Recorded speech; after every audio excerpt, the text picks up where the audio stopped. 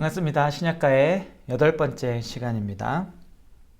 현재 녹화일을 기준으로 말씀을 드리면 날씨가 굉장히 좋습니다. 이렇게 정말 청명한 가을날인데 이런 날에도 놀러 가는 것, 이런 많은 즐거운 일 많이 하실 수 있을 텐데 이렇게 신약가의를 시청해 주신 우리 성도님들을 환영하고 축복합니다.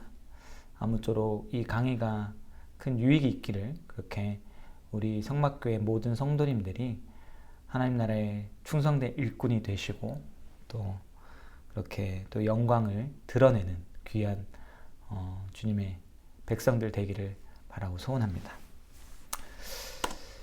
계속해서 바울 서신을 우리가 살펴보고 있죠.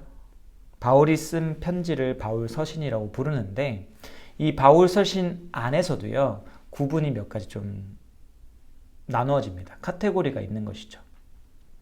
그 중에서 옥중서신이라는 것이 있습니다. 바울이 감옥 안에서 쓴 편지다, 이런 의미입니다.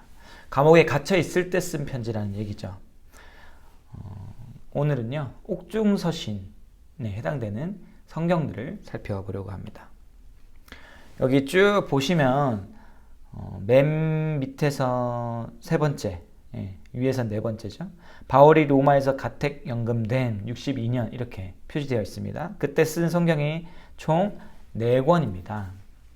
빌립보서, 골로새서, 빌레몬서, 에베소서 이렇게 되어 있는데 우리 성경에 담겨 있는 순서는 양이 많은 순서로 되어 있다고 말씀을 드렸죠. 그래서 에베소서, 빌립보서, 골로새서 이렇게 붙어 있고 빌레몬서는 양이 굉장히 적습니다. 한 장밖에 안 돼요. 그래서 저 뒤에 가서 나옵니다. 목회서신 끝나고 뒤에 나오죠. 그런데 이게 옥중서신이라는 특징이 있기 때문에 빌레몬서를 그냥 오늘 붙여서 강의를 하겠습니다. 원래 성경 순서대로 하자면 오늘 강의하는 순서가 아니지만 옥중서신이기 때문에 그냥 묶어서 한다는 점 이해해 주시면 좋겠습니다. 그래서 오늘 총 4권의 성경을 하겠습니다. 제가 이제까지 보통 한 강에 한 권 정도 하다가 사도행전은 2번을 했고, 그다음 지난주에 3권의 성경을 제가 묶어서 했죠. 고린도전서, 후서, 그리고 갈라디아서 이렇게 했었는데 이렇게 묶어서 하면은 저 스스로도 공부하는 중에 여러 가지 많이 좋은 것을 발견하잖아요. 그거를 더 전달 다 못하기 때문에 아쉽기도 한데, 이렇게 묶어서 하지 않으면 신약 성경을 다 볼 수가 없습니다. 이미 복음서도 2권을 뺐죠.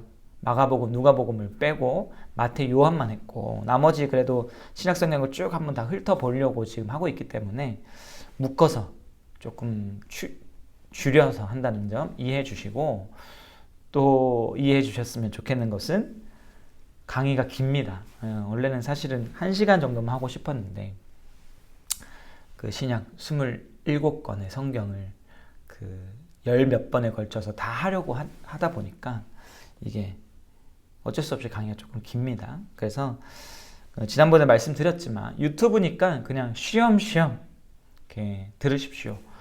오늘 총 4권을 하니까 한 권 끝나고 쉬고 한 권 끝나고 쉬고 이런 식으로 하셔도 좋을 것 같습니다. 아무튼 간략하게 주제 중심으로 한번 살펴보겠습니다.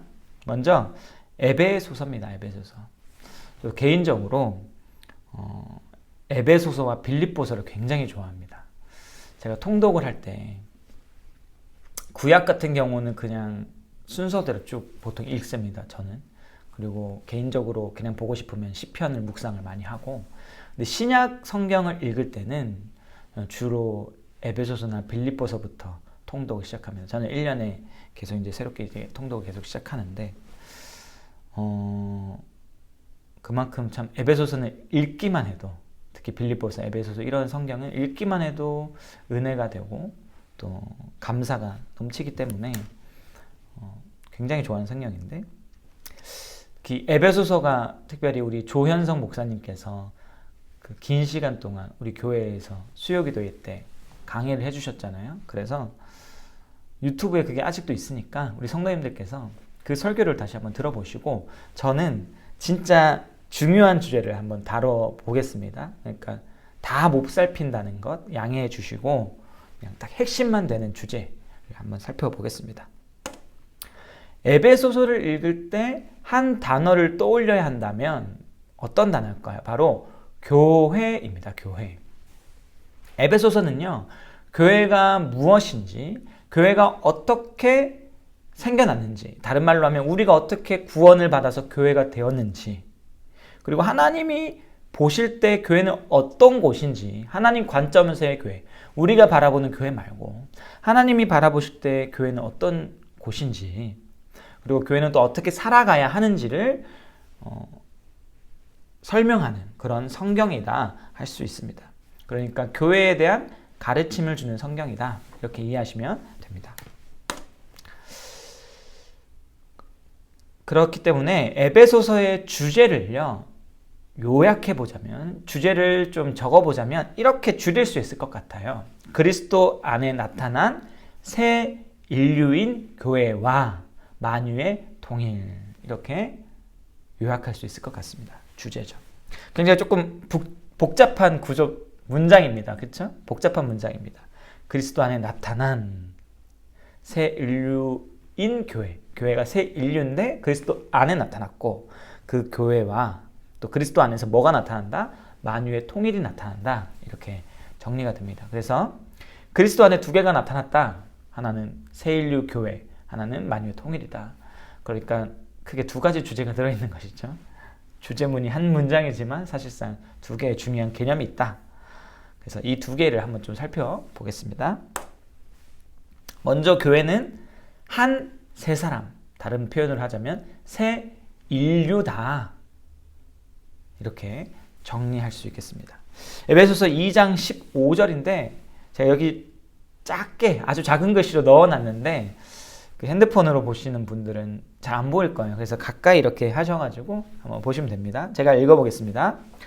법조문으로 된 계명의 율법을 폐하셨으니 이는 이 둘로 자기 안에서 한 세 사람을 지어 화평하게 하시고.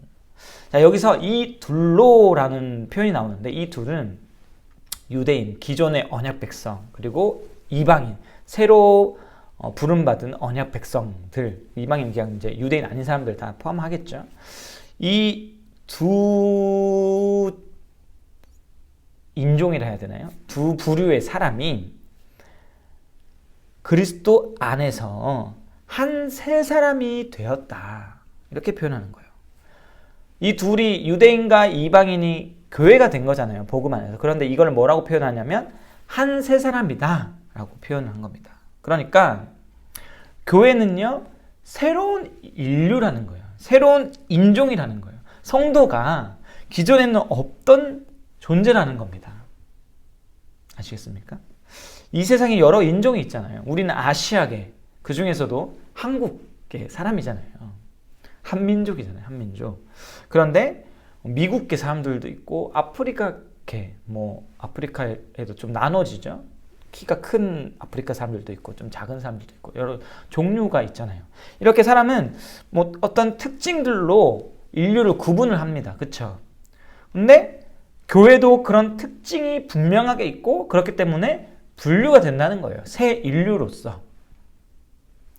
그리스도를 믿는 모든 사람이 하나가 되고 그리스도 안에서 하나가 되어서 특별한 하나의 인류로서 구별이 된다는 겁니다. 우리는 성도다라는 거를요, 우리가 좀 간단하게, 좀 너무 작게 생각할 때가 있는 것 같아요. 우리가 교회 안에 속해 있다는 이 사실을 너무 작은 것으로 생각할 때가 있다는 말입니다. 외국에서 여행하다가 당신 누굽니까? 이렇게 물어보면, 누가 당신 누굽니까? 하고 물어보면 외국에서 뭐라고 대답합니까?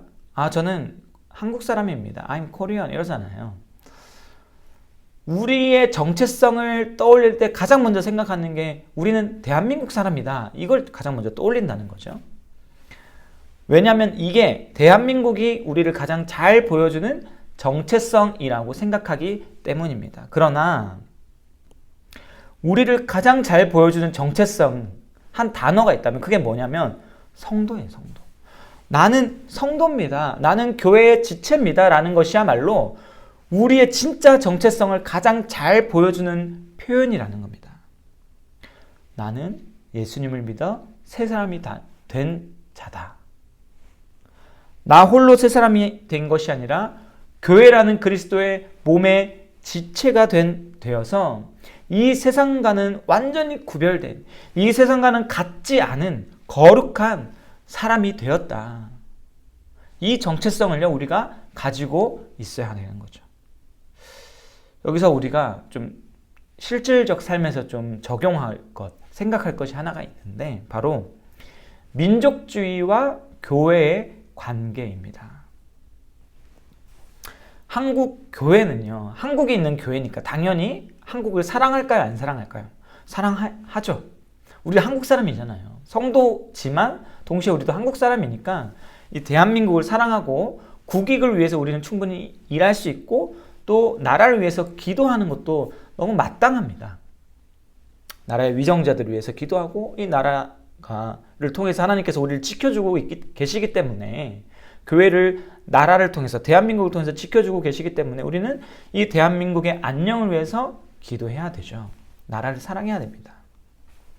그러나 순서가 중요해요. 순서. 대한민국을 위해서 교회가 존재하는 것은 아닙니다. 이게 되게 중요합니다. 대한민국이 잘 살기 위해서 복음이 있는 게 아닙니다. 대한민국이 세계 최고의 나라가 되기 위해서 교회가 이바지해야 되는 게 아닙니다. 성도에게 있어서 가장 중요한 정체성은 하나님 나라 백성이라는 거예요. 내 나라가 어디다? 하나님 나라다. 대한민국은 이중국적이라고 할 수 있겠죠? 부차적인 국적인 거예요. 나는 한국인이지만 태어나서 줄곧 지금까지 한국인이 아닌 적이 한 번도 없었지만 성도가 됨으로 말미암아 우리가 새 사람이 되었기 때문에 이전과는 완전히 다른 존재가 되었기 때문에 이 정체성이 먼저인 거예요. 그래서 한국인 이전에 성도다, 나는 성도다 라는 그 자기 인식이 필요합니다. 예를 들어서 한번 생각해 볼게요. 한국과 일본이 전통적으로 갈등 관계에 있죠.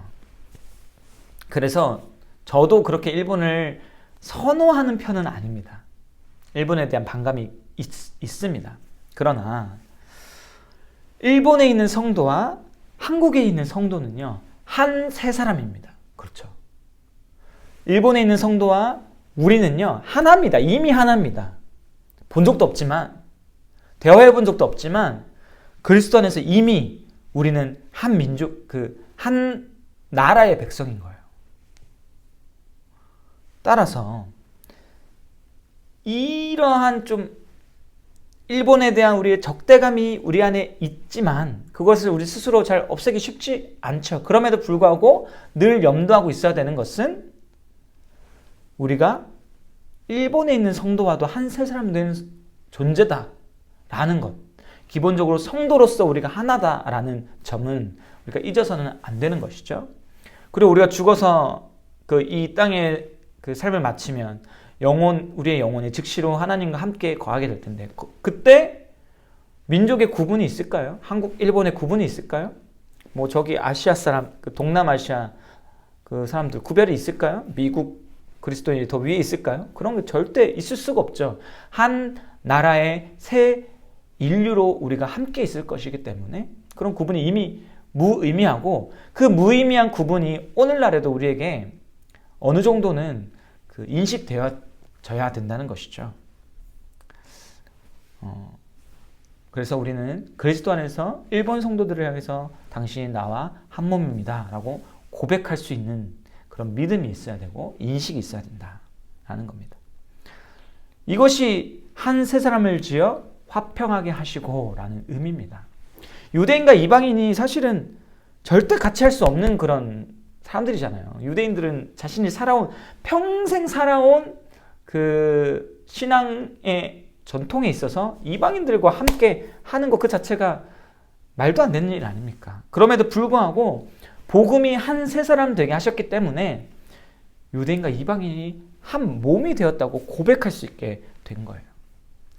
내가 한 세 사람이 되었다는 것을 인식한다는 게 이런 개념이라는 것, 나라를 초월한다는 것 꼭 기억하셨으면 좋겠습니다. 그렇다면 이제 우리가 그리스도 안에서 한 새 사람이 되었잖아요. 새로운 인류가 되었잖아요. 그러면 도대체 우리는 어떻게 새로운 인류가 된 것일까요? 어떤 방법으로, 어떤 일이 일어났기 때문에 우리가 새 인류가 된 것일까요? 그것을 에베소서가 이야기를 합니다. 특별히 에베소서 1장이 그것을 좀 잘 이야기하고 있습니다. 여기 보시면은, 화면에 보시면 6절을 한번 보십시오. 6절에 보면 그의 은혜의 영광을 찬송하게 하려는 것이라 이런 표현이 나오죠. 영광을 찬송한다 라는 이 표현, 다르게 말하면 송영이다 할 수 있는데, 이 송영이 에베소서 1장에 보면 3번 나옵니다. 3번. 하나의 긴, 우리가 찬송가 같은 거 잘 부르잖아요. 근데 찬송가 보면 반복되는 것들이 있죠. 뒤에 가면. 그걸 뭐라고 부릅니까? 후렴이라고 그러죠. 하나님의 영광을 찬송한다. 송영이 후렴처럼 에베소서 1장에 3번 들어가 있습니다. 자, 후렴이 3번이 있으면 이 후렴 앞에 뭐가 있어야 되죠? 1절, 2절, 3절에 가사가 있어야 되죠. 이 에베소서 1장에 1절, 2절, 3절에 가사들이 담겨 있습니다. 그러면 1절 내용이 뭘까요? 뭐냐면 하나님 곧 우리 주 예수 그리스도의 아버지께서, 이렇게 3절에 나오죠. 하나님이 하신 일, 하나님이 우리를 위해서, 교회를 위해서 하신 일이 무엇인가를 1절 가사 안에 담아 둔 겁니다. 하나님이 뭐 하셨죠? 여기 제가 밑줄을 이렇게 꺼놨는데, 우리를 택하사, 하나님이 우리를 택하셨습니다. 5절에 우리를 예정하사, 우리를 미리 구원하기로 선택하셨다, 이런 얘기죠. 택하사와 예정하사 같은 의미라고 생각하시면 됩니다. 그리고 5절에 또 자기의 아들들이 되게 하셨다. 하나님께서 우리가 교회가 되게 하시기 위해서 하신 일이 무엇이다? 창세전에 그리스도 예수 안에서 우리를 택하셔서 아들 되게 하신 것이죠. 그냥 우리가 살아가는 그 모습을 지켜보시다가 마음에 들었어 해서 즉흥적으로 하신 게 아니라 창세전에 그리스도 예수 안에서 이미 우리를 택하셨어요. 이게 예정론의 진짜 핵심 구절인데, 우리가 태어나기도 전에 택하셨다는 거예요. 우리 행위를 보기도 전에. 하나님의 은혜를 따라서, 하나님의 그 사랑을 따라서 우리 같은 사람도 택함을 받고 하나님의 자녀가 되었습니다. 우리가 어떻게 교회가 되었습니까? 어떻게 교회가 태어났습니까? 하나님의 택하신 은혜를 따라 교회가 생겨났다. 그렇기 때문에 우리를 택하신 하나님을 사랑하지 않을 수가 없는 것이죠. 네, 다음입니다. 그럼 2절이 있겠죠. 아까 1절이 있었잖아요. 여기 2절에 보면 영광의 찬송이 되게, 영광과 찬송이 나오죠. 또 다른 후렴구입니다. 2절 후렴구 앞에 그러면 어떤 내용이 있냐면, 보시죠. 2절의 내용은 7절에 나오는데, 그리스도 안에서 그의 피로 말미암아 속량 곧 죄사함을 받았느니라. 2절의 내용이 뭡니까? 예수님의 피로 우리가 죄사함 받았다. 이게 2절의 내용인 거예요. 우리가 어떻게 교회가 되었습니까? 그리스도께서 우리를 위해 죽으셨고, 그리스도께서 십자가에서 흘리신 그 피로 우리가 죄사함 받았기 때문에, 우리의 모든 죄가 속량 받았기 때문에 하나님의 자녀가 될 수 있었고, 하나님의 백성이 될 수 있었고, 하나님의 교회가 될 수 있는 겁니다. 자, 1절에는 하나님의 택하신 은혜가 나왔고, 2절에서는 예수님의 죄 용서해 주시는 보혈의 은혜를 찬양했어요. 자, 3절은 누가 나와야 될까요? 성부 나왔고, 성자 나왔고, 당연히 성령 나옵니다. 성령 하나님에 대한 고백이 나오죠. 뭡니까? 약속의 성령으로 인치심을 받았다. 성령께서 우리를 인쳐주셨어요. 인치다 뭡니까? 도장을 찍어주셨습니다.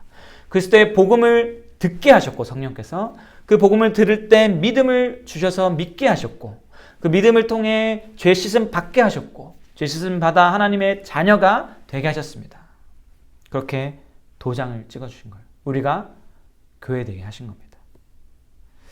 삼위 하나님께서 우리를 택하시고, 우리를 씻으시고, 우리에게 도장을 찍어주셨어요. 믿음을 주셨어요. 삼위 하나님이 일하셨기 때문에 우리가 교회가 된 겁니다. 내가 교회 다녀야지 결정해서 새 사람이 된 게 아니라, 새로운 성도 인류가 된 게 아니라, 삼위 하나님이 일하셨기 때문에 우리가 새 인류가 되었고 교회가 된 거예요. 그렇기 때문에 후렴구 하나님의 영광을 찬송하지 않을 수가 없는 거예요. 새로운 인류가 되어 영생을 가진 존재가 된 그 원인이 삼위 하나님께 있기 때문에 삼위 하나님을 향한 송령을 올려드릴 수밖에 없다. 교회는 늘 송령하는 곳이어야 되는 것이죠.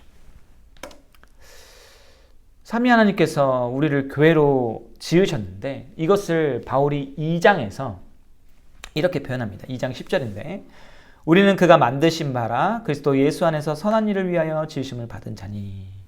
여기 보시면 만드신 바라라고 나오죠. 여기서 만드신이라고 되어 있는 단어에 해당되는 원어가 포이에마라는 단어입니다. 아마 들어보신 분 계실 거예요. 출판사 중에서도 포이에마라는 출판사가 있는데 이게 무슨 뜻이냐면 작품, 걸작품이라는 의미가 있습니다.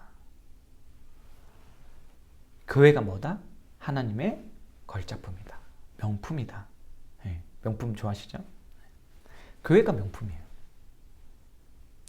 저는 명품이 없는데 제가 가진 가장 최고 명품이 하나 있습니다. 교회죠. 교회. 네. 하나님이 만드신 명품을 저는 소유한, 물론 교회를 제가 소유한 건 아니지만 교회에 속해 있죠. 명품 안에 제가 있고 제가 명품 안에 있으니까 저희가 뭡니까? 저도 명품이죠. 걸작품입니다. 공산품이 아니에요. 찍어내는 게 아니에요. 하나님이 여기 막 교회를 막 찍어내시는 게 아니에요. 기계로 한 땀 한 땀 손수 지으신 곳이 교회예요. 아까 봤죠? 삼위 하나님이 택하셨고 성부가 택하셨고 그리스도께서 십자가에서 죽으셨고 성령께서 믿음을 주심으로 인쳐주셨죠. 삼위 하나님이 한 땀 한 땀 교회를 정성 들여 지으신 겁니다. 정성을 쏟았다는 말로도 부족하죠. 아들을 내어주시기로 결정하셨죠. 이게 예정 안에 있습니다. 작정 안에 있습니다. 성부에 택하셨다라는 것은 아들을 내어주기로 결정하셨다는 거예요. 우리 같은 죄인을 구하기 위해서. 예수님께서는 그 참혹한 십자가에 기꺼이 달리셨다는 거예요. 성령께서는 늘 배반하는 우리 안에서 늘 믿음을 주고 계시는 거예요. 진짜 이 삼위 하나님의 놀라운 사역을 통해서 우리가 교회라는 작품이 된 거죠. 명품이 된 거죠. 걸작품이 된 겁니다. 특별히 무언가를 만들 땐 재료가 필요하잖아요. 하나님이 재료를 가지고 교회를 만들었는데 그 재료가 뭡니까? 죄인을 가지고 작품을 만드셔요. 하나님만이 하실 수 있는 일이죠. 하나님만이, 삼위 하나님만이 교회를 만드실 수 있습니다. 날고 기는 그런 사람들이 모여도요, 하나님 만드신 교회만큼 멋진 걸 만들 수가 없는 겁니다. 그런데 이 에베소서 2장 10절에 보니까 이 걸작품, 작품을 만드신 이유가 있어요. 뭡니까? 선한 일을 위하여입니다. 교회는 선한 일을 위해 지어진 곳입니다. 교회는 선한 일을 해야 됩니다. 선한 일을 다르게 표현하면 봉사의 일이다 이렇게 표현할 수도 있을 것 같아요. 에베소서 4장 11절, 12절에 보니까 12절에 봉사의 일을 하게 한다. 성도가 봉사의 일을 하게 한다. 하나님 말씀을 따라서 살아가는 그 일을 하게 하는 것이죠. 그런데 이 봉사의 일, 선한 일을 하는 것을 가로막는 존재가 있습니다. 교회가 말씀을 따라서 하나님의 뜻을 따라 하나님 사랑, 이웃 사랑, 이 선한 일을 하는 것을 가로막는 존재가 있죠. 마귀입니다. 대적이죠. 우리 교회의 대적입니다. 교회가 선한 일을 행해서 온 세상 가운데 하나님의 영광을 드러내야 하는데 이 봉사의 일을 통해서 하나님의 나라를 세워가며 하나님의 영광을 드러내야 하는데 대적 마귀가 이 일을 가로막습니다. 너무 다 싫어합니다. 교회를 회방합니다. 그래서 하나님께서 이 대적 마귀의 회방을 저지하고 교회가 본래의 사명, 선한 일을 할 수 있도록, 봉사의 일을 할 수 있도록 주신 것이 있어요. 그게 뭐냐면 여기 11절에 나오는 것들이죠. 뭡니까? 사도, 선지자, 복음 전하는 자, 목사, 교사. 뭐냐면 직분이에요. 직분. 하나님께서 직분을 주셔서 교회를 회방하는 대적들과 맞서게 하신 거예요. 그런데 여기 있는 직분들이 거의 대부분 현재는 특히 사도 같은 뭐 이런 직분들 사라졌죠. 그런데 이 직분들을 쭉 보시면 공통점이 있습니다. 뭡니까? 말씀을 전하는 직분들이죠. 사도, 선지자 다 말씀과 관계된 직분입니다. 목사, 교사 당연하죠.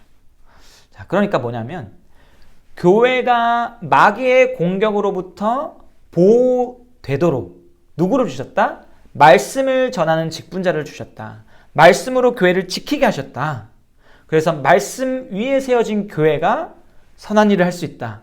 말씀 위에 세워진 교회가 온전하게 되어서 봉사의 일을 할 수 있다. 이 얘기입니다. 자, 그런데 말씀을 전하는 직분을 세우셔서 교회를 건강하게 하시잖아요. 온전하게 하시잖아요. 봉사의 일을 하게 하시잖아요. 여기서 중요한 게 뭐냐면 바른 말씀도 중요하지만 또 뭐냐면 이 말씀을 전하는 직분 자체가 주어졌다는 거예요. 그래서 직분에 혼동이 있으면 교회가 건강해질 수가 없는 겁니다.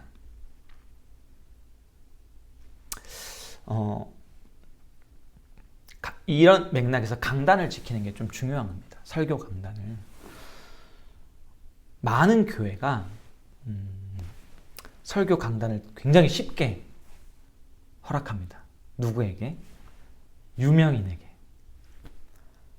그 연예인 섭외 열심히 하는 제 동기가 있는데 뭐 제가 그 동기를 폄하하는 것은 아니지만 원해서 하는 일은 아니에요. 시켜서 하는 일인데 유명 연예인들을 불러서 간증을 하게 하고 그것을 통해서 뭔가를 해보려고 하는 거죠. 뭐 좋은 부분이 있고 감동적인 부분도 있습니다. 그러나 성경이 원래 우리에게 보여주는 교회를 굳건하게 하는 방법이 뭐냐면 말씀을 전하는 직분자를 주셨고 그 직분자를 통해서 건강한 말씀, 바른 말씀을 줌으로 말미암아 교회가 굳건하고 온전해져서 봉사일을 하게 하신 거예요. 성경을요 누구나 묵상할 수 있고 성경은 누구나 깊은 깨달음을 얻을 수 있어요. 직분과 관계가 없습니다. 그렇죠? 성령이 도우시면 깨달을 수 있습니다. 말씀의 진리들을. 그리고 우린 그걸 나눌 수 있어요. 기꺼이 나눠야 되죠. 열심히 나눠야 됩니다. 그러나 질서를 따라 나눠야 되는 거예요. 질서를 따라. 누구나 가르칠 수 있으면 누구나 강단에 올라가서 내가 깨달은 말을 전한다면 교회가 건강해질 수 있을까요? 자, 이 말씀을 한번 보십시오. 이 말씀이 뭐냐면은 좀 되게 긴데 제가 좀 설명을 해드리겠습니다. 바울이요 예루살렘 더 나아가서 로마로 가려고 길을 떠나는데 그때 그 자신이 굉장히 오랫동안 사역했던 곳에 교회의 장로들을 불러요. 거기가 어디냐면 에베소 교회의 장로들이에요. 오늘 에베소서를 보고 있잖아요. 에베소 교회의 장로들을 불러서 권면을 해요. 이 사랑하는 교회를 떠나면서 마음이 너무 아프죠. 그래서 이 교회를 지키기 위한, 이 교회를 온전하게 하기 위한 권면을 하는데 그 권면이 뭐냐면 이런 내용입니다. 여러분, 에베소 교회에 앞으로 사나운 이리가 들어올 겁니다. 이렇게 얘기해요. 자, 이 사나운 이리, 교회를 뜯어먹으려고 하는, 양떼를 삼키려고 하는 이리가 들어오는데 이 사람들이 뭘 하냐면요. 어그러진 말을 해요. 어그러진 말.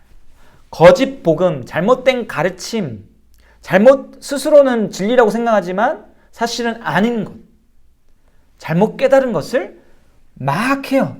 그걸 통해서 자기를 따르는 사람들을 만들어내요. 추종자를 만들어내요.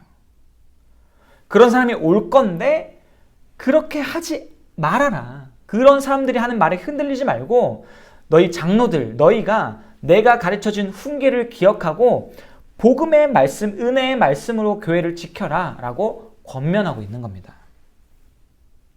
자, 근데 여기서 부름받은 장로는요. 장로는 원래 가르치는 장로, 다스리는 장로가 있습니다. 그러니까 이 장로 안에 목사가 있는 거예요. 부름받은 이 에베소 교회의 장로들. 바울은요.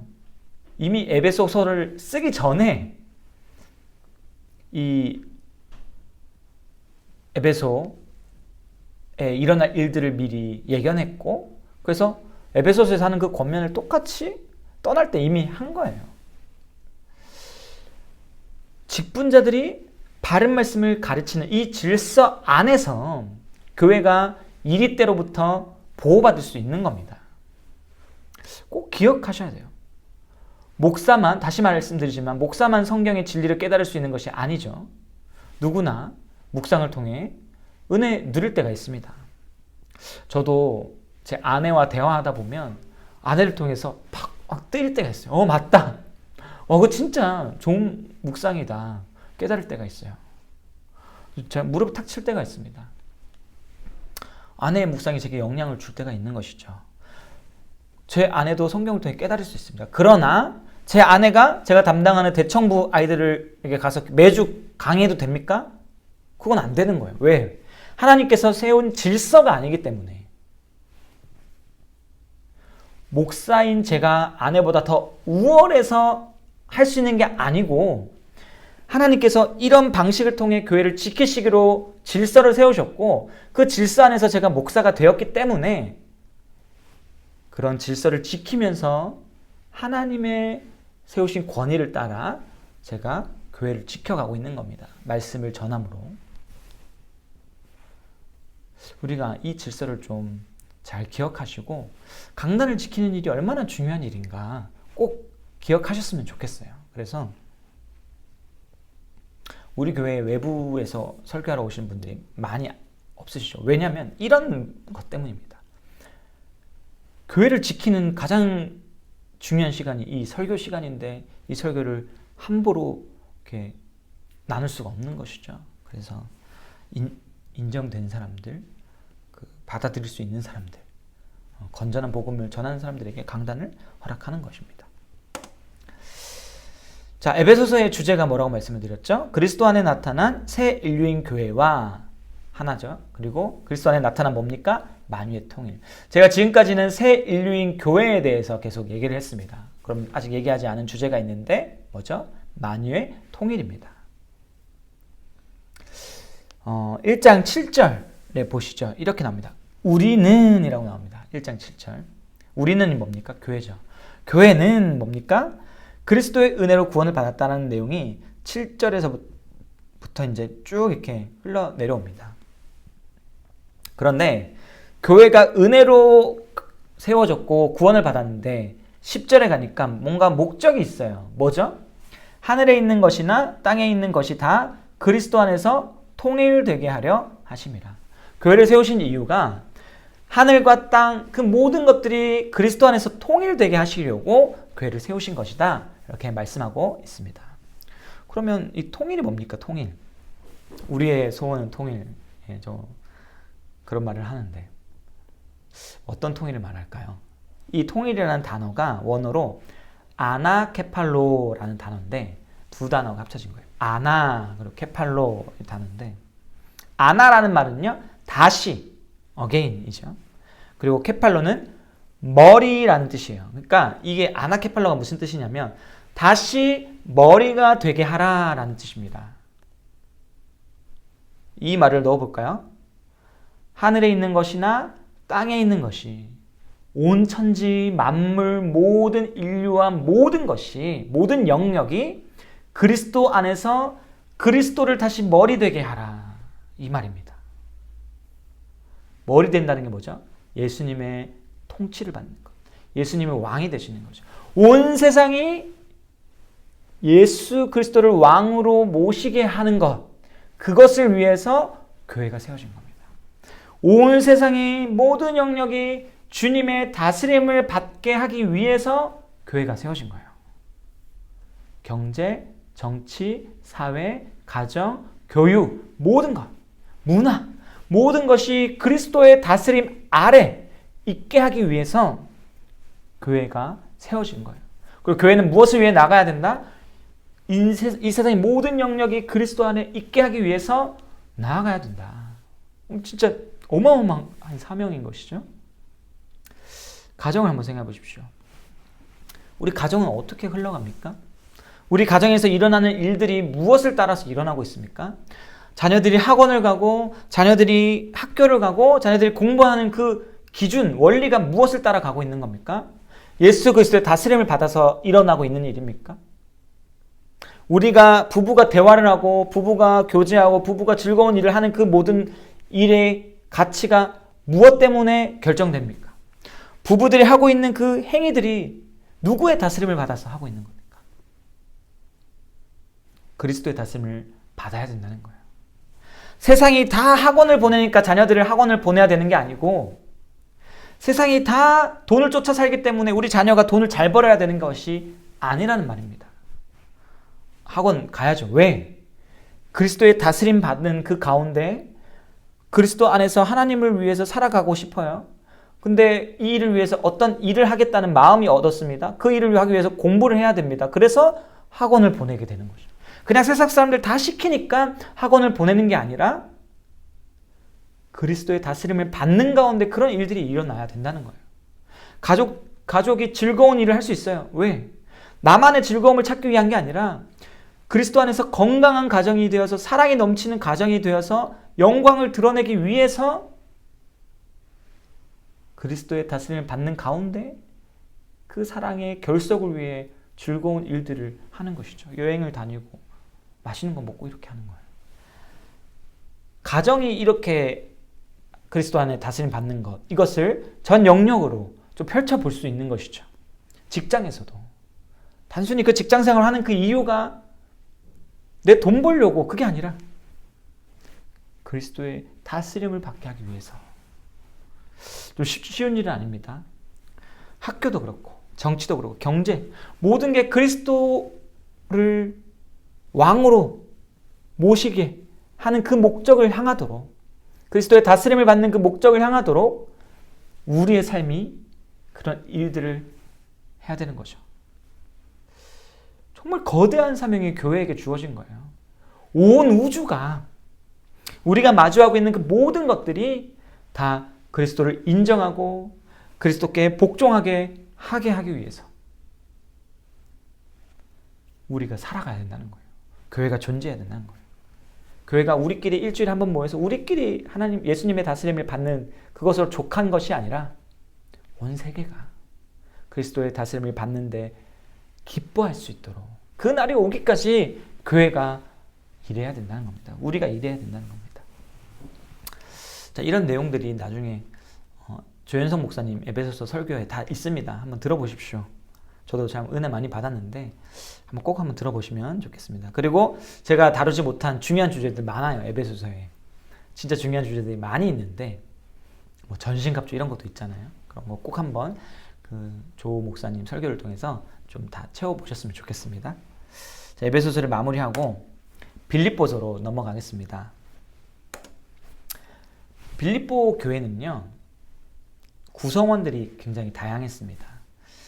다양한 출신의 사람들이 있었고 좀 특별한 경험을 한 사람들도 있었습니다. 근데 그게 다 계층도 다르고요. 빌립보 교회가 바울이 전도여행 2차 전도여행을 할 때 세워진 교회인데 그 빌립보가 지금으로 치면 그리스에 있는 도시입니다. 유럽이죠. 근데 성령님께서 바울이 소아시아 지역, 터키 지역인데 터키 지역에서 복음을 전하려고 했던 바울을 막으시고 그 유럽으로 가게 하시죠. 마게도냐 이렇게 나오는데 그래서 유럽으로 갔는데 거기서 처음으로 복음을 전한 성이 어디다? 빌립보예요. 빌립보에서 바울이 루디아라는 여성을 만나서 복음을 전하고 이 루디아가 예수님을 믿습니다. 그래서 이 루디아를 중심으로 교회가 이제 세워지죠. 그래서 지난번 사도행전 할 때 빌립보 소개를 하면서 루디아 교회 제가 보여드렸습니다. 저는 못 가봤지만. 그런데 이 루디아가요, 두아디라 사람입니다. 이게 두아디라가 오늘날로 치면 터키입니다. 터키에 있는 나라인데 터키 사람인데 그리스 쪽에서 교회를 섬겼다는 거예요. 이게 뭐 지역 단순히 뭐 서울, 부산 이 정도 차이가 아니잖아요. 사실은 터키 사람이 그리스라는 나라에 와서 나라가 다른 거잖아요.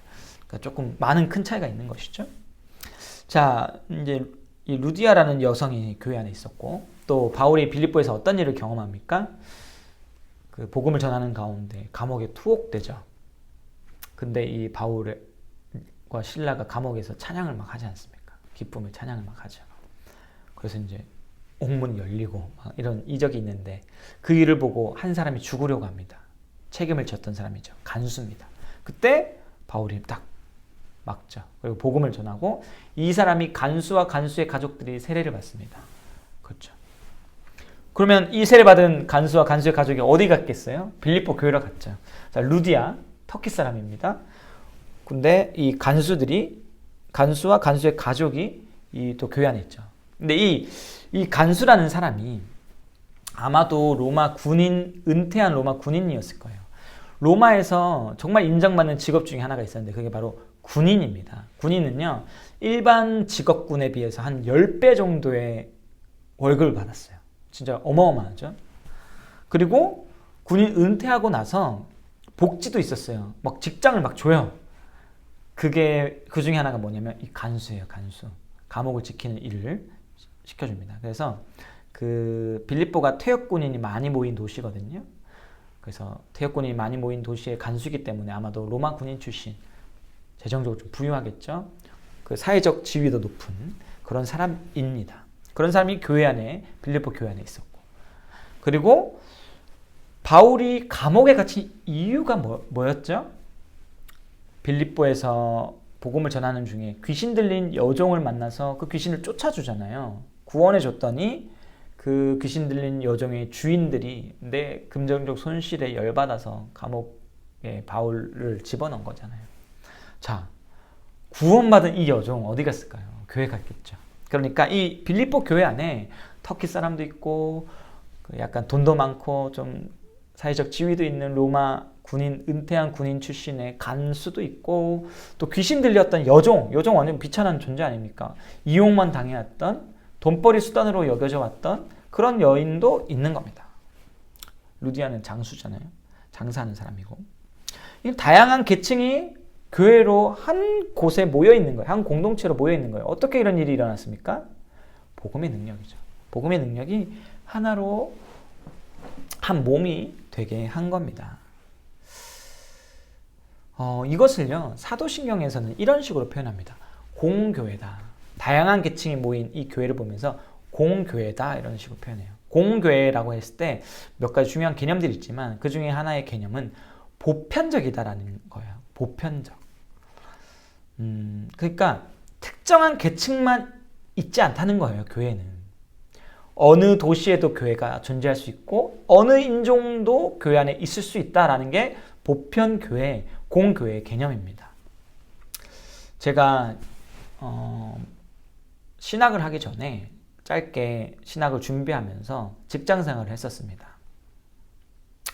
신학을 준비하면서는 아니고 그 직장생활을 하면서 신학을 하게 됐네요. 교회에 부르심을 받고 제 스스로도 좀 확신하는 그런 과정들이 있었는데, 포항공대에서 제가 좀 일을 했었는데 그때 포항공대 교수님 중 한 분이 기독교인이었는데 평판이 정말 안 좋았어요. 학생들도 정말 싫어하는 교수님이고 직원들도 정말 싫어하는 교수님이에요. 아무튼 좀 너나 나나 다 기피하는 그런 사람인데, 기독교인으로서 잘못 산 거겠죠. 정확한 건 제가 잘 모르지만. 그런데 이분이 그 기독교인으로서 잘못 사신 것처럼 저의 눈에는 비춰졌는데, 근데 동시에 또 신앙적 열심은 굉장히 크셨어요. 그래서 교회를 세우고 싶으셨던 거예요, 이분이. 그래서 어떤 교회를 세우셨는데 포항공대 교수들이 모이는 교회를 세우셨어요. 그래서 이제 학생들도 여기를 불러오고, 지금까지는 모르겠는데 아무튼 제가 포항에 있을 때는 있었습니다. 믿는 자들이 모였으니까 교회라고 할 수 있겠죠. 그러나 건강한 교회라고 할 수 있을까요? 그럴 수는 없습니다. 왜냐하면 보편성이 없기 때문에. 여기는 사회 엘리트만 있어요. 교수와 교수 학생들. 공교회성, 보편성이 없는 거예요. 우리는 사도신경에서 공교회를 믿는다고 고백하는데, 교회가 공교회여야 된다, 교회가 보편적이어야 된다라고 믿습니다, 이렇게 고백을 하는데, 그래서 교회 안에는 진짜 장애를 가진 사람들도 존재해야 되고 할 수 있고, 그리고 조금 마음이 많이 아픈 사람들도 존재할 수 있고, 가난한 사람도 있고 부자인 사람도 있고, 많이 배운 사람도 있고 많이 못 배운 사람도 있어요. 그렇지만 복음으로 하나 되는 곳이 교회. 그 자체가 이 다양한 계층이 하나가 되었기 때문에 복음의 능력이 드러나는 게 교회입니다. 보편적이기 때문에 능력이 있는 거예요. 정말 놀라운 일이죠. 이 세상은 다 끼리끼리잖아요. 학연지연이잖아요. 뭔가 공통점이 있어야 모이잖아요. 교회의 공통점은 복음밖에 없는 거예요. 이 보편성을 지켜내야 되는 거예요. 교회는 복음으로 다양한 사람들이 하나가 되는 곳이죠. 기적입니다. 조선시대 때, 조선 이제 망하면서 이제 복음이 들어오는 그 시점에, 그 개화기에 노비와 노비의 주인이 교회 안에 있었고, 종이었던 사람이 장로가 되고 주인은 평신도로 있는 그런 일들도 교회 안에 있었지 않습니까? 교회 역사가 기적이죠. 교회만이 이런 기적을 이뤄낼 수 있는 겁니다. 빌립보 교회는 이런 기적적인 은혜를 맛본 교회다라는 것 기억하시면 좋겠습니다. 자, 그리고 빌립보 교회는 또 어떤 교회였냐면 복음의 사역에 기꺼이 동참하는 그런 교회였습니다. 바울이 1장에서 이렇게 말을 합니다. 너희가 복음을 위한 일에 참여했다. 그럼 어떤 일에 동참한 걸까요? 빌립보 교회가 바울과 또 바울이 섬기는 그 교회들을 후원하는 일을 했어요. 그러니까 선교 동력을 한 것이죠. 헌금만 보낸 게 아니라요. 그 사람도 보냅니다. 빌립보 교회 안에 굉장히 신실한 성도가 한 명 있었는데 에바브로 디도라는 사람이에요. 이 사람을 바울에게 파송해요. 바울의 사역을 좀 도와라. 에바브로 디도 아시죠? 성경에 많이 나오는 이름입니다. 헌금뿐만 아니라 사람까지 키워서 보내는 거, 신실한 교회에 아주 중요한 사람까지 보내는 거, 정말 이 복음의 그 열정적인 그런 교회였습니다.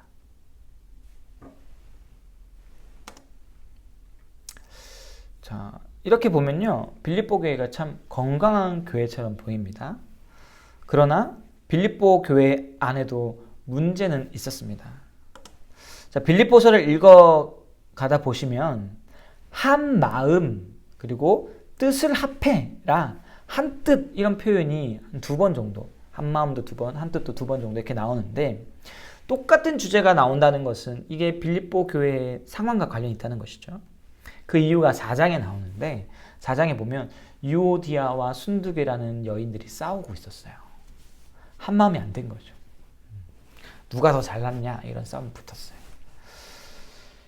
여러 계층이 모인 교회가 빌립보죠. 이게 하나님의 은혜를 나타내는 표시인데, 그런데 분쟁이 일어난 겁니다. 교회의 아름다움을 가리고 있는 일이 생긴 겁니다. 자, 서로 잘났다고 싸우고 있어요. 이걸 어떻게 해결할 수 있을까요? 바울이 해결하기 위해서 이렇게 얘기하는 거예요. 마음을 같이하여 같은 사랑을 가지고 뜻을 합하여 한 마음을 품어, 이렇게 얘기합니다. 자, 그렇다면 어떻게 한 마음을 품을 수 있을까? 이 한 마음을 품을 수 있고 뜻이 하나가 될 수 있는 방법을 바울이 알려주는데, 그게 빌립보서 2장 5절에서 6절 내용입니다. 제가 읽어드리겠습니다. 너희 안에 이 마음을 품으라. 곧 그리스도 예수의 마음이니 그는 근본 하나님의 본체시나 하나님과 동등됨을 취할 것으로 여기지 아니하시고, 교회가 다시 하나가 되기 위해서, 특별히 다툼이 발생했을 때 그 다툼을 이겨내고 다시 하나가 되기 위해서 필요한 게 있어요. 뭡니까? 그리스도의 마음을 품는 겁니다. 자기를 낮추시고 사람의 모습을 입으시고 십자가에 죽기까지 사랑하신 그 겸손한 사랑의 마음, 그 마음을 품을 때 교회가 우열을 나눌 필요가 없죠. 나보다 남을 더 낮게 여기는 마음, 더 높게죠. 네, 낮게 여기는 마음이 있기 때문에 분란과 분쟁이 멈출 수 있는 겁니다. 교회 안에서 자신의 명예, 위신을 내세우는 것 절대 도움이 안 됩니다. 싸우는 일이 많이 생겨요. 그래서 어떤 사람들 끝까지 이기려고 합니다. 그럼 이겼어요. 무슨 이득이 남습니까? 성도는 교회를 세워야 되는데 교회가 세워집니까? 안 세워집니다. 근데 이게 정말 어려운 일이에요. 목사와 장로만 모인 노회를 가면 제일 많이 보는 모습 중에 하나가 뭐냐면 누가 잘났냐 싸우는 거죠. 서로 높아지려고 하고 끝까지 싸우려고 합니다. 그런데 누군가 이걸 기억해야 돼요. 누군가 이기면 교회는 집니다. 사람이 싸워서 누군가 이기는 일이 발생하면 교회 전체가 지는 일이 발생하는 거예요. 교회를 사랑한다면 이기려고 하는 것이 아니라 그리스도의 마음을 품어야 됩니다. 교회를 사랑한다면 그리스도의 마음으로 분쟁을 멈춰야 되는 거예요. 세상은 누가 더 잘났냐 싸워서 이기고 그 사람이 이득을 얻어요. 그러나 교회는 이기면 이득을 얻는 게 아니라 잃어버리는 거예요. 교회의 본질을. 그래서 우리가 이걸 꼭 기억하시면서 세상과 다른 방법으로 교회를 우리가 세워갈 수 있는 그리스도의 마음으로 교회를 세워갈 수 있기를 바랍니다. 빌립보서에서 굉장히 중요한 주제가 있습니다. 뭐냐면 기쁨입니다. 기쁨. 이 기쁨이라는 단어가 정말 많이 나옵니다. 한번 세보십시오. 그래서 이 빌립보서의 별명이 뭐냐면요. 기쁨의 서신입니다. 기쁨의 서신. 그런데 빌립보서가 말하는 기쁨은 우리가 일상에서 쉽게 마주하는 기쁨이 아닙니다. 요새 젊은 사람들이 누리는 기쁨 중에 하나가 뭐냐면 소확행이라는 것인데 아주 사소한 일 가운데 행복을 누리는 걸 말하는 거예요. 그러니까 예를 들면 맛있는 그 케이크 하나 먹고 기뻐 뭐 이런 거예요. 빌립보서가 말하는 기쁨은 이런 소확행이 아닙니다. 일상에서 마주하는 기쁨이 아니에요. 이건 좀 특별한 기쁨이에요. 일상에서 사실 볼 수 없는 기쁨입니다. 여기 제가 지금 사진 하나 갖다 놨는데 아이들이 웃고 있습니다. 그렇죠? 한 명은 안 웃고 있는데 이게 뭐냐면 아프리카 수단에 있는 아이들 모습입니다. 이 수단이라는 나라가 내전이 있는 나라입니다. 근데 아프리카 내전은 진짜 말도 안 되게 참혹합니다. 사람이 죽는 일 너무 허다하고 강간 뭐 이런 일 진짜 끔찍한 일들이 계속 일어나는데 그 내전이 있는 그 한복판에서 아이들의 모습인 거예요. 그런 고통스러운 현실 속에서도 웃을 수 있다는 게 참 놀랍잖아요. 이게 아이들이 가진 순수성일 것 같은데 물론 이게 이제 NGO 단체에서 찍은 사진이니까 아마 웃으라고 시켰겠죠. 그렇죠? 아이들이 막 웃고 있는 사진을 찰나를 찍은 건 아닐 것 같아요. 그러나 웃으라고 시킨다고 웃을 수 있는 상황은 아닌데 그래도 웃을 수 있다는 건 참 멋진 일인 것 같습니다. 그런데 아무튼 바울이 말하는 기쁨이라는 게 이 정도의 상황 속에서 피어나는 기쁨을 말하는 겁니다. 이거보다 사실 더 위대한 거예요. 제가 오늘 서두에서 오늘 살펴볼 성경의 카테고리가 뭐라고 말씀을 드렸죠? 옥중서신이다 말씀을 드렸습니다. 감옥에서 못 나가요. 자유가 없어요. 그 신세인 바울이 빌립보서에서 10번도 넘게 뭐라고 얘기하냐면 기뻐하라. 그리고 내 기쁨에 너희도 동참하기 원한다. 그렇게 얘기를 합니다. 빌립보서에서 기쁨을 얘기하는데 빌립보에 사역할 때 바울이 어떤 일을 겪었죠? 빌립보 감옥에 갇혔을 때 바울이 찬양을 불렀잖아요. 기쁨의 찬양을. 그 모습을 빌립보 교회 안에 있는 간수 선명히 기억할 겁니다. 근데 그 간수가 있는 그 교회에 빌립보서라는 서신이 도착했는데 뭐라고 적혀있죠? 기뻐하라. 근데 이 기뻐하라는 내용이 적혀있는 서신도 어디서 쓴 거다? 감옥에서 쓴 거다. 이게 어떤 의미로 다가올까요? 진짜 기쁨이구나. 그냥 일상에서 마주하는 그런 기쁨이 아니라 진짜 감옥조차 가둘 수 없는 기쁨. 그 기쁨을 바울이 얘기하고 있다는 게 너무 선명하게 드러나는 것이죠. 빌립보 감옥에서 찬양했던 바울이 지금도 감옥에 있으면서 나는 기쁘다. 너희도 이 기쁨에 참여하길 원한다. 기뻐하라라고 보내는 이 편지야말로 살아있는 기쁨이고 확실한 기쁨이고 누구도 빼앗을 수 없는 기쁨이라는 것이죠. 진짜 참 기쁨인 겁니다. 이 세상에서 유일하게 아무도 다른 것에서는 누릴 수 없는 오직 이 복음 안에서만 누릴 수 있는 기쁨인 것이죠. 이 기쁨을 누리라고 바울이 권면을 하는 겁니다. 그렇다면 바울은 어떻게 감옥 안에서도 기뻐할 수 있었을까요? 바울의 기쁨의 비결은 무엇일까요? 빌립보서에 기쁨과 관계된 단어가 한 10번 정도 나오는데 10번 이상 나옵니다. 그런데 그 구절 안에 있든지 혹은 그 구절 앞이나 뒤에 그리스도라는 단어 혹은 주 안에서, 그 안에서 혹은 또 하나님 이런 단어가 꼭 나옵니다. 그러니까 무엇 때문에 기쁜 것이죠? 주님 때문에, 주 안에서, 주를 위해서 기쁜 겁니다. 기쁨의 비결이 어디 있습니까? 그 안에, 주님 안에 있는 거예요. 우리가 주님 안에 있고 주님이 우리 안에 있으면 우리는 기뻐할 수 있어요. 넘쳐 쏟아지는 생명의 부요함이 우리에게 주어지니까 기뻐할 수 있는 것이죠. 우리가 지금 코로나 시대를 살아가고 있는데 코로나 시대를 살아가면서 정말 아쉬운 게 뭡니까? 교회가 기쁨을 잃어버린 것 같은 아쉬움이 있죠. 교회에서 웃음소리 들어본 적이 언젠가, 웃고 떠드는 소리가 사라진 것 같아 보여요. 진짜예요. 사라졌습니다. 이런 류의 기쁨이 사라진 것 맞습니다. 교제 안의 기쁨, 서로 알아가는 기쁨이 잘 누리기 힘들죠. 그러나 본질적 기쁨은 여전히 있습니다. 본질적 기쁨, 그리스도 안에서 오는 기쁨은 절대로 떠나지 않죠. 여전히 교회 안에 있습니다. 왜 그렇습니까? 교회의 머리 되신 예수님이 떠나시지 않기 때문에, 교회의 머리 되신 예수님이 늘 교회와 함께 하시기 때문에 이 기쁨은 우리가 잃어버릴 수가 없는 기쁨인 겁니다. 코로나 안에서도 우리는 기쁨을 찬양할 수 있고 노래할 수 있고 고백할 수 있는 것이죠. 예수 그리스도를 알면요, 이 기쁨이 풍성합니다. 예수 그리스도를 붙들면요, 예수님 안에 거하면요, 이 기쁨으로 충만해질 수 있는 겁니다. 우리의 기쁨의 근원 되시는 예수님에 대한 찬양과 고백을 많이 하잖아요. 그런 찬양 중에 이런 찬양이 있죠. 예수님은 누구신가? 우리가 즐겨 부르는 찬양입니다. 제가 빌립보서를 공부하면서 이 찬양에 대한 감동적인 스토리를 좀 들었는데 공유를 한번 해보겠습니다.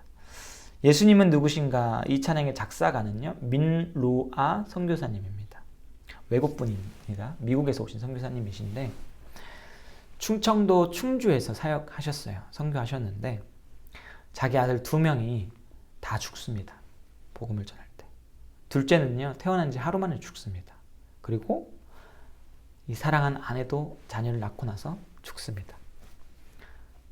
양화진에 묻혔는데 가족들이 다 죽으니까 그 충주의 사람들, 평소에 복음 전도를 받았던 사람들, 복음을 받아들이지는 않았지만 선교하는 모습을 본 충주 사람들이 선교사를 조롱하는 거예요. 당신이 믿는 예수는 뭐 했냐?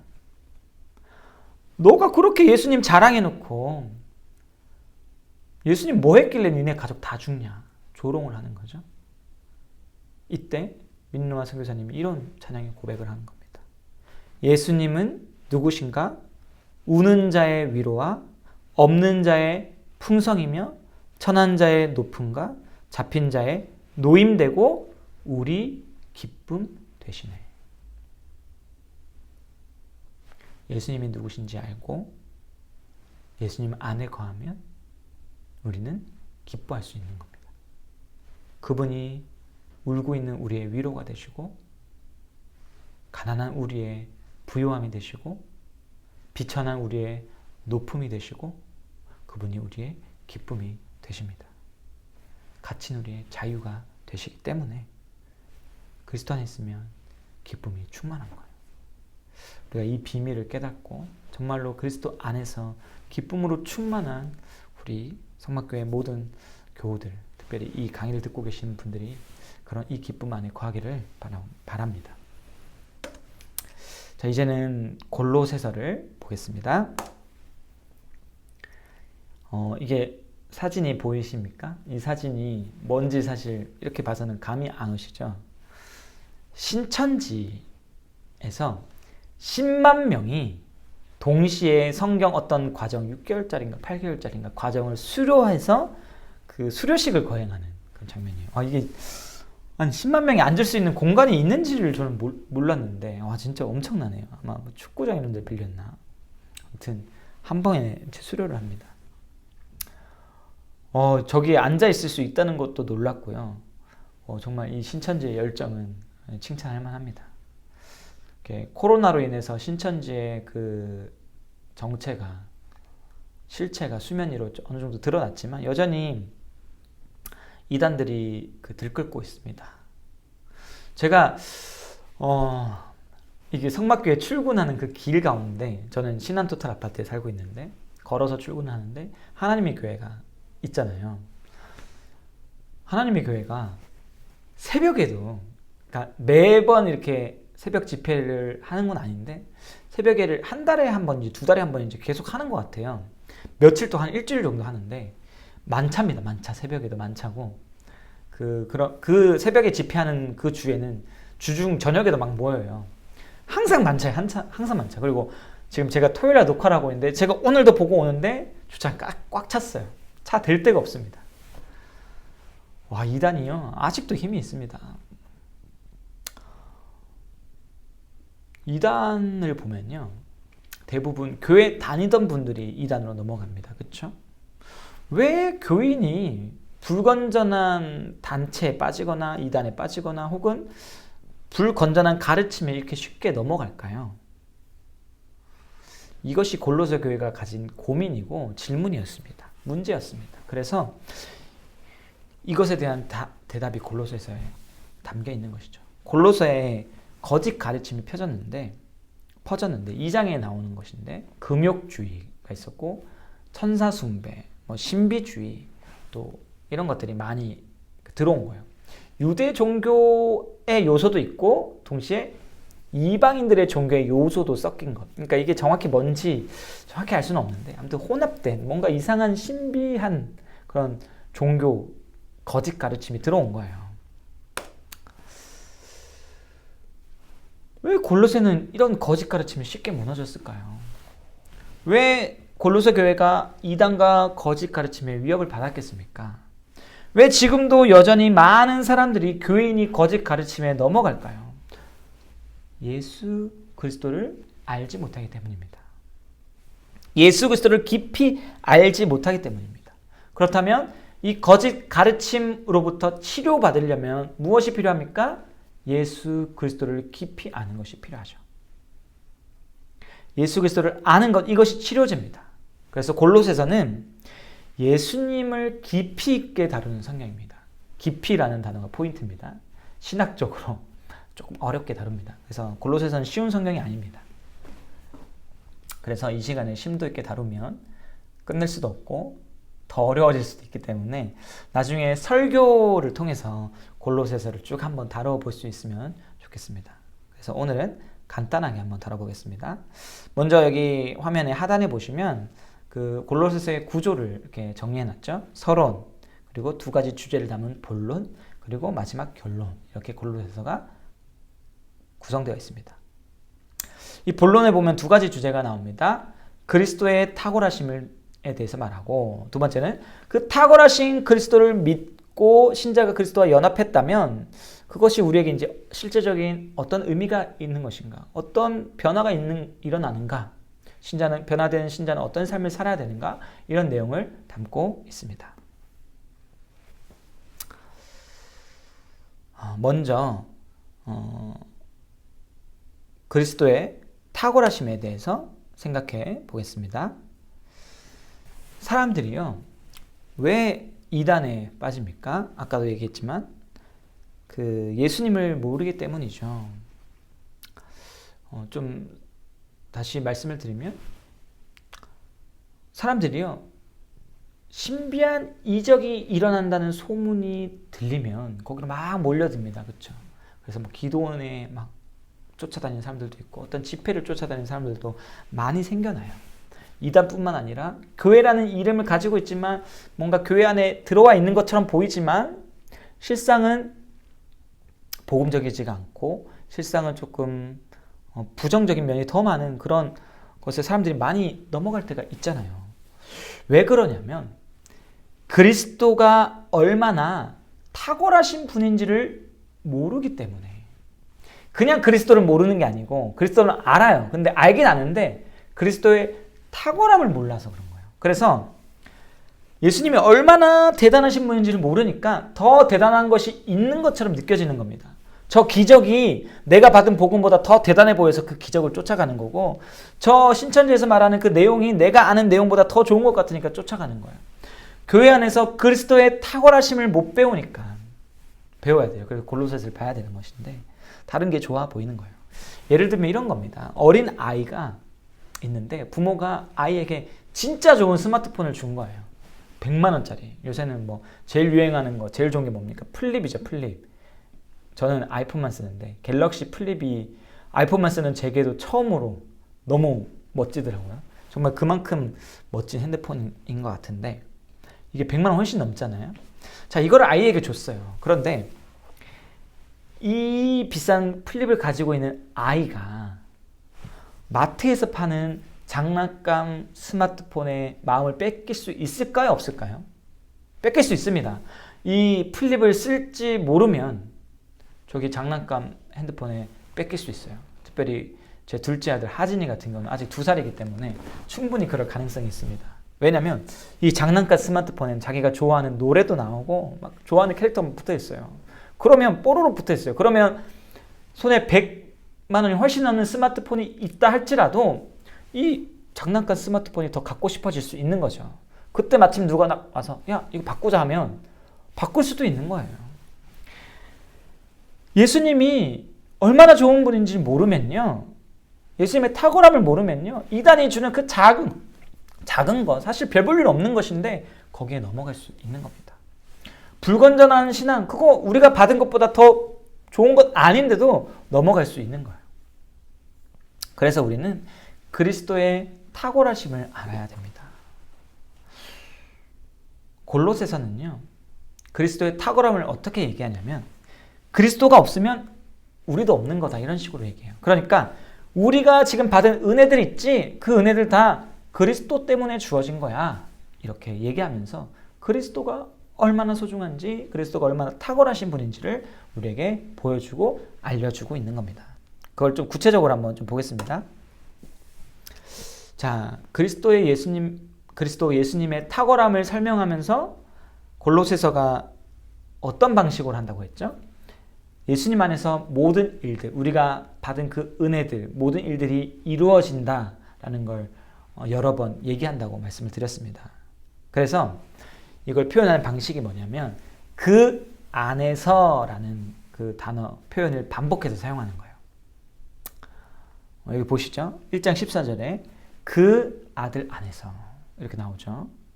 그 아들 안에서, 예수님 안에서 뭘 받았습니까? 우리가 죄 사함을 받았는 거예요. 우리가 죄 사함 받을 수 있는 유일한 길이 어디에 있습니까? 예수님 안에 있는 거예요. 그래서 예수님이 아니면 죄 사함 받을 수가 없고 하나님의 자녀가 될 수가 없고 하나님의 영생 복락 누릴 수가 없는 것이죠. 탁월하신 겁니다. 자, 19절을 보실까요? 19절에 아버지께서는 모든 충만으로 예수 안에 거하게 하셨다, 이렇게 말씀하시죠. 자, 여기서 이 충만이라는 개념, 아버지께서 모든 충만이라고 하셨는데 이 충만이라는 개념은요, 구약에 성막이나 성전에 하나님의 영광이 충만하게 임재할 때 있지 않습니까? 그런 개념입니다. 하나님의 영광이 충만하게 하시는데 하나님께서 그 충만을 어디 안에 부으셨다? 예수 그리스도 안에. 그래서 하나님의 영광과 하나님의 지혜와 능력이 그리스도 안에 충만하게 된 것이죠. 이게 무슨 말이냐면 하나님의 영광이 예수님 안에 가득하기 때문에 예수님이 누구다? 하나님이시다라는 것을 보여주는 표현입니다. 하나님의 찬란한 영광이 예수님 안에 가득하기 때문에 예수님이야말로 가장 탁월하신 분이시죠. 가장 높으신 분이죠. 가장 대단하신 분인 겁니다. 그리고 22절에는 그의 육체의 죽음으로 말미암아 이렇게 얘기합니다. 그러면서 너희를 거룩하게 하셨다. 예수님이 죽으심으로 말미암아 그 안에서 우리가 거룩해졌고 하나님 앞에 설 수 있게 되었다는 것이죠. 예수님이 아니면 안 된다는 겁니다. 그리고 또 나와요. 진짜 많이 나오는데 다 얘기하지 못하고 여기까지만 보겠습니다. 골로새서 2장 3절에서 뭐라고 얘기합니까? 그 안에는 지혜와 지식의 모든 보화가 감추어져 있다. 골로새 사람들이요, 특별한 지식을 가지고 싶어요. 천사에 대한 지식. 그래서 천사 숭배. 그리고 막 하나님의 뭐 신비한 그런 내용들, 하나님 뜻, 비밀 이런 걸 알고 싶어요. 근데 이런 거잖아요. 신천지들 마음대로 해석하면서 이게 진짜 성경 비밀에 대한 내용이다 이렇게 가르치잖아요. 근데 너희가 쫓고 있는 비밀은 비밀도 아니야. 진짜 비밀, 진짜 지식, 진짜 지혜는 어디에 있다? 그리스도 안에 있다. 보화와 같은 지식이 그리스도 안에 있다. 지금 바울이 골로새서를 통해서 얘기하고 있는 겁니다. 그리고 6절, 7절, 2장 6절, 7절에 예수 안에서 행하되 그 안에서 행하되 이렇게 얘기하고 그 안에 뿌리를 박으며 이렇게 얘기합니다. 우리의 행위가 그리스도 안에서 이루어져야 된다는 겁니다. 왜냐하면 예수님이야말로 온전한 의를 이루셨기 때문에 예수님 안에서 행할 때만 우리가 하나님이 원하시는 그 의로운 삶을 살 수가 있기 때문이죠. 예수님이 우리의 의로운 행동의 근거가 되어주시기 때문입니다. 그리고 9절 10절 그리스도 안에는 하나님의 신성의 모든 충만이 육체로 거한다. 굉장히 놀라운 얘기입니다. 아까 이거 얘기했던 하나님의 영광이 그리스도 안에 충만했다라는 개념과 비슷하죠. 신성의 모든 충만이 그 안에 있는데 10절에 보니까 뭐라고 얘기하냐면 너희도 그 안에서 충만해졌다. 그렇게 얘기합니다. 이게 진짜 놀라운 얘기인데 예수님께 신성의 충만함이 있고 우리가 예수님을 믿으면 어떻게 된다? 연합하여서 우리도 그 신성의 충만함에 동참한다는 얘기입니다.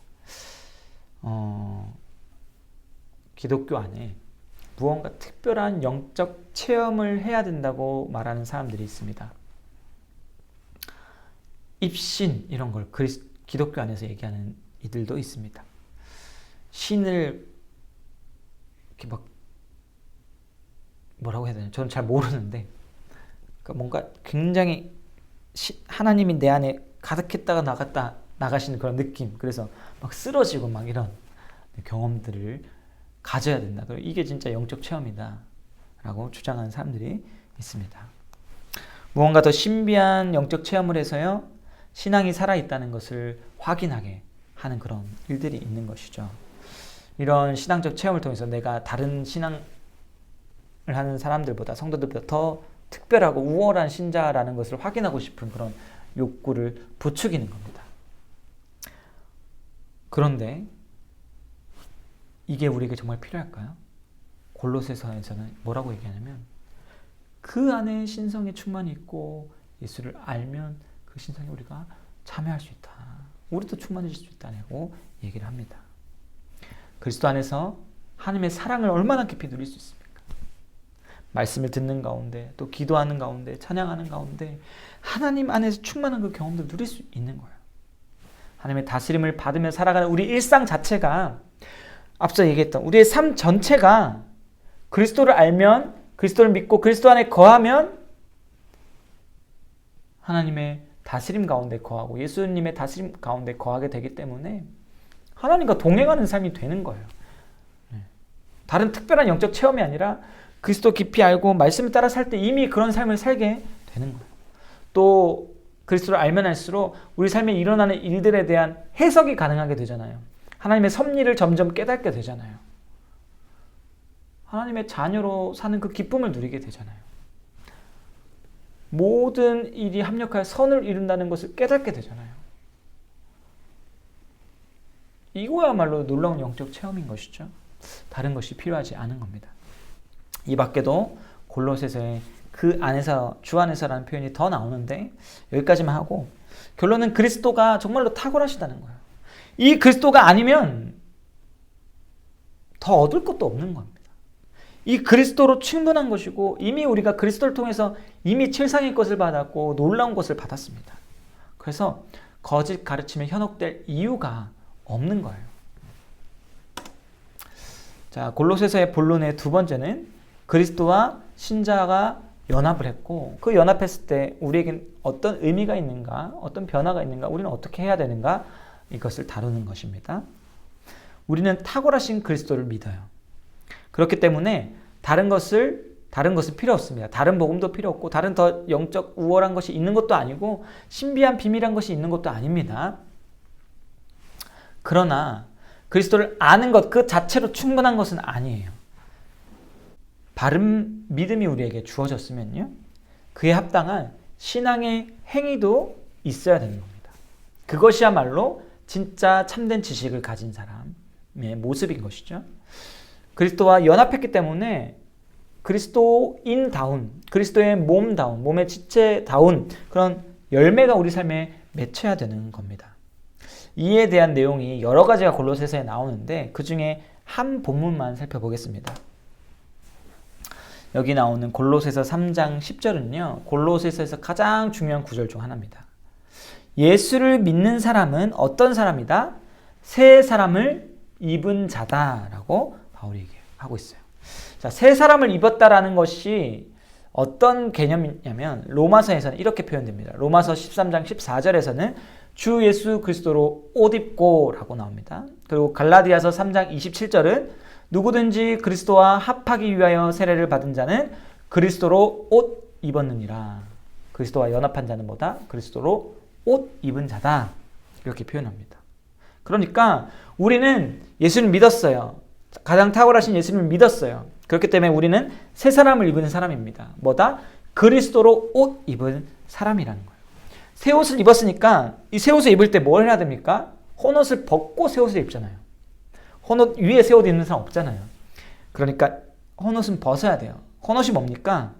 요 8절 9절입니다. 옛사람, 죄악의 사람을 벗는 거예요. 여기 벗어버려라 나오죠?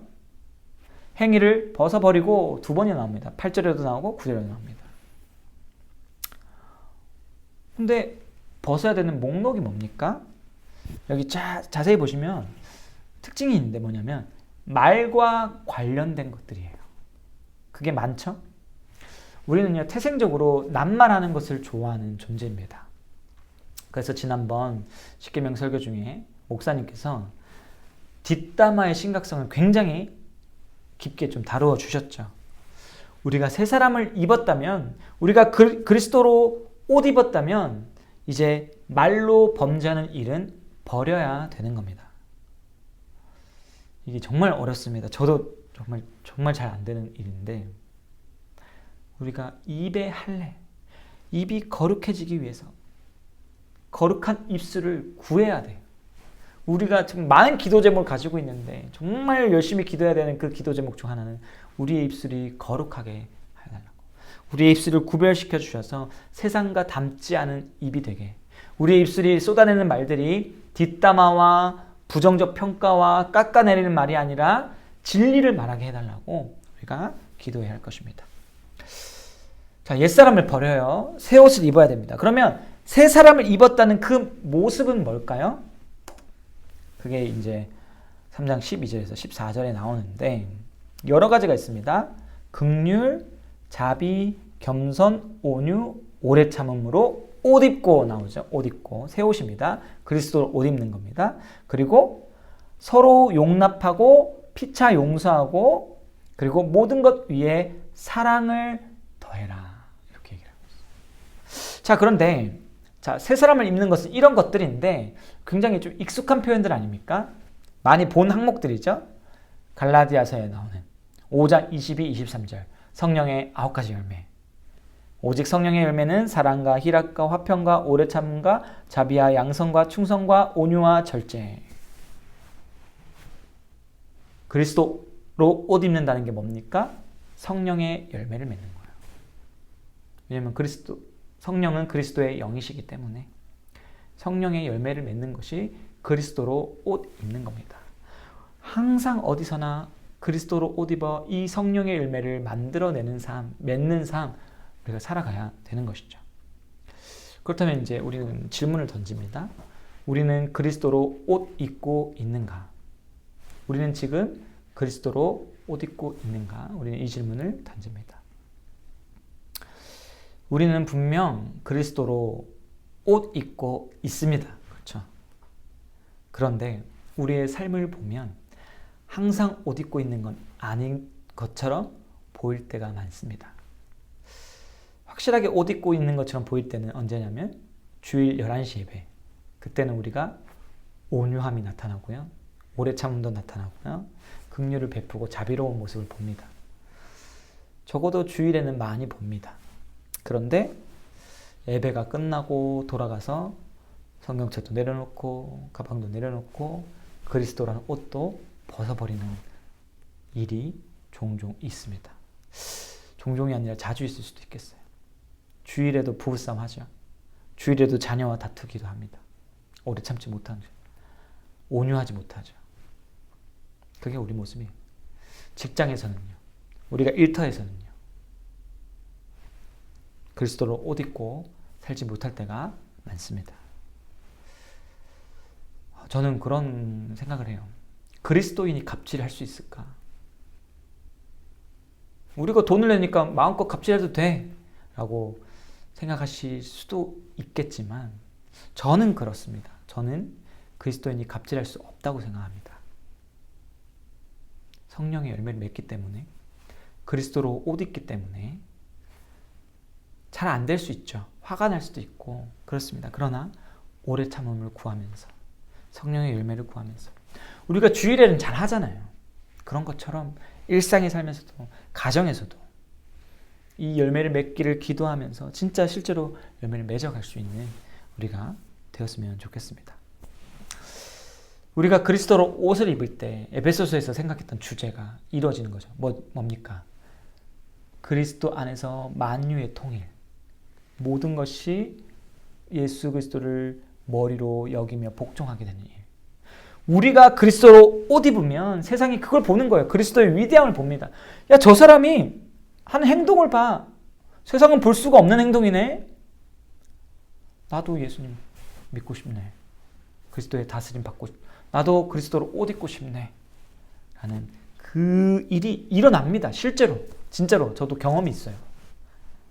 우리가 이 역사를 꿈꾸면서 살아갔으면 좋겠습니다. 자, 시간이 많이 지났지만 이제 빌레몬서를 마지막으로 살펴보겠습니다. 빌레몬서 엄청 짧은 성경이기 때문에 저도 엄청 짧게 끝내겠습니다. PPT 한 장으로 끝내겠습니다. 빌레몬서도 한 장이니까 저도 한 장으로 끝내겠습니다. 복음은요, 사람을 변화시키잖아요. 저도 변화되었고 우리 성도님들도 변화되었습니다. 복음의 능력이죠. 그런데 사람만 변화시킵니까? 아니죠. 복음은요, 세상도 변화시킵니다. 이 복음의 능력입니다. 아담이 범죄해서요, 아담만 타락했습니까? 세상이 타락했어요. 사회가 타락했어요. 죄의 결과는요, 그냥 한 사람만 바꾼 게 아니라 사회를 병들게 했잖아요. 한 사람의 죄가 사회를 병들게 했어요. 그럼 예수 그리스도로 말미암아 어떻게 됩니까? 세상도 변하는 거예요. 예수 그리스도로 말미암아 한 사람이 변하고 우리가 변하지만 한 명 한 명이 변함으로 말미암아 교회가 새로운 교회, 정말 놀라운 교회가 나타나고 이 교회를 통해 이 세상도 바뀔 수 있는 겁니다. 새 사람, 새 인류, 교회를 통해서 이 세상이 죄의 영향력으로부터 벗어날 수 있는 겁니다. 이게 성경이 말하는 진리인 것이죠. 그리고 이 단적인 예가 빌레몬서입니다. 빌레몬서에서 드러나는 사회적 악이 하나가 있는데 그게 뭐냐면 노예제도예요. 노예제도. 노예제도를 하나님이 원하실까요? 구약 보면 막 종과 주인에 대한 계명이 있어요. 근데 여러분, 율법에 있는 종과 노예에 대한 계명은요, 일정 기간이 되면 자유인이 되는 계명입니다. 이거 그 율법에만 있어요. 이 세상에는 존재하지 않는 법입니다. 달라요. 네, 하나님은 노예제도를 원하지 않습니다. 근데 이 빌레몬서가 쓰여진, 신약성경에 쓰여진 시기에 로마 제국의 시대였잖아요. 로마 제국은요, 노예 제도 위에서 세워진 나라예요. 노예가 없으면 안 됩니다. 그러면 이런 세계 가운데 기독교인은 어떻게 살아야 되는가? 이게 빌레몬서에 담겨 있어요. 오네시모라는 노예가 있었어요. 종이 있었는데 이 노예가 빌레몬이라는 주인에게로부터 도망을 쳤어요. 그래서 막 방황하다가 누구를 만났냐면 바울을 만나고 바울에게 복음을 듣고 회심합니다. 변화돼요. 그래서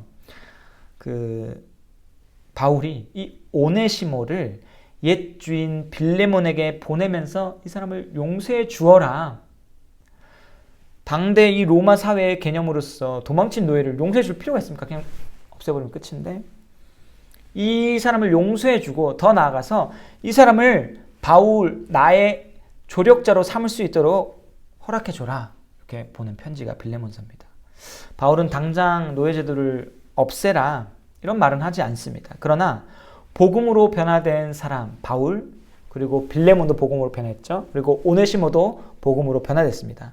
이 세 사람이 노예제도를 초월해서 서로 사랑하자라고 얘기를 하고 있고, 신자 대 신자로서, 주인과 노예로서 대하지 말고 신자 대 신자로서, 형제로서 대하라고 권면하고 있는 것이 바로 빌레몬서고, 그게 실현이 되는 것이 교회인 것이죠. 도망친 노예를 형제로 받아주라는 이 빌레몬서의 이 권면은 혁명적인 메시지예요. 로마 시대 당시에는 진짜 있을 수가 없는 그런 일입니다. 이게 이제 빌레몬서의 내용이고, 잘 알다시피 노예 제도를 없앤 것도 누굽니까? 윌리엄 윌버포스, 기독교인입니다. 그리스도인입니다. 복음은 이렇게 능력이 있는 거예요. 사람을 바꾸고 새 사람을 만듭니다.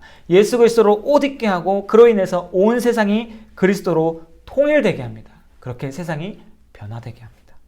이 복음의 능력을 우리가 믿고, 우리도 날마다 변화되고, 나아가 우리가 속한 곳도 변화되고, 이 세상도 변화시키는 그런 우리가 되고, 우리 성막교회가 되었으면 좋겠습니다. 이제 강의를 마칩니다. 강의 정말 길었습니다. 제가 여러 권의 성경이 있었기 때문에 오래 준비했는데, 그래도 부족한 게 많고 시간 관계상 전하고 싶었지만 전하지 못한 것도 있습니다. 그러나 이 강의에서는 다 못 다루지만 이 성막교회 안에서 하나님께서 이 내용들 다 채워주시고 다 알려주시고 다 배우게 하실 것을 저는 믿기 때문에 우리가 또 그런 날들을 고대하고 소망하면서 또 나아갔으면 좋겠습니다. 다른 그 무엇보다 그리스도로 옷 입는, 그래서 한 세 사람으로 사는 우리 교회, 하나님의 영광을 드러내는 교회, 세상을 변화시키는 교회로 우리가 살기를 바랍니다. 한 주간 그렇게 한 세 사람의 삶을 사는 우리 모두 되었으면 좋겠습니다. 수고하셨습니다. 다음 주에 또 뵙겠습니다.